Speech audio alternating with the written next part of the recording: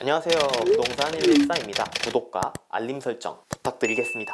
이번 주제는 집 잘 파는 방법, 그냥 팔까? 리모델링 하고 팔까? 입니다. 집을 내놓는 방법에는 크게 두 가지가 있는데요. 집만 빼서 있는 그대로의 집을 파는 방법과 깔끔하게 리모델링까지 끝낸 후 파는 방법입니다. 이 두 가지 유형은 서로 다른 장단점을 갖고 있는 만큼 수요층에 따라 선호되는 유형이 다르게 나타나는 편입니다. 그렇기 때문에 어떠한 형태가 더 좋고 더 잘 팔린다고 단정 짓기는 어렵죠. 있는 그대로 집 팔기.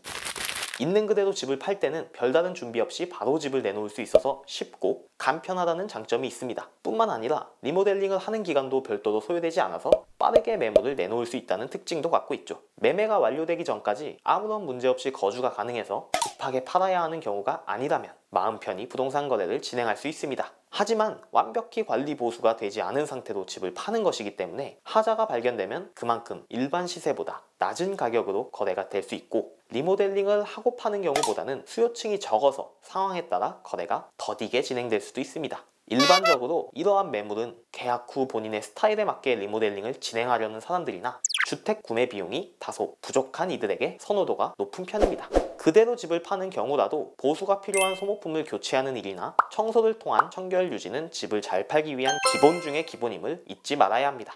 특히 직접 거주를 하고 있는 경우에는 생활용품 등의 이유로 짐이 많아서 상대적으로 너저분한 인상을 줄 수 있기 때문에 집을 내놓은 후에는 잘 안 쓰는 짐은 깔끔하게 정리하여 공간을 넓어 보이게 하는 작업도 필요합니다. 리모델링을 한 후 집 팔기. 요즘은 집을 판매할 때 리모델링을 진행한 후 내놓는 경우가 많습니다. 리모델링만 잘 해놓아도 선호도가 크게 높아져서 거래 확률이 크게 올라가는 것은 물론 시세보다도 높은 가격으로 계약이 가능하기 때문입니다. 리모델링을 하기 전에는 꼭 주의해야 할 사항이 있는데요. 바로 가장 흔하고 평범하게 리모델링을 진행해야 한다는 점입니다. 집을 파는 사람 입장에서의 리모델링은 나를 위한 게 아니라 오직 보여주기 위함이란 것을 잊어서는 안 됩니다. 그만큼 누구나 좋아할 만한 색상과 디자인으로 리모델링을 해야 최대의 효과를 볼 수 있는 것입니다. 오늘날은 조명에 대한 대중들의 관심도가 크게 높아졌기 때문에 깔끔한 바닥과 벽지뿐 아니라 분위기 있는 조명까지 갖춘다면 집을 보러 오는 이들의 마음을 사로잡기에 더 유리할 것입니다.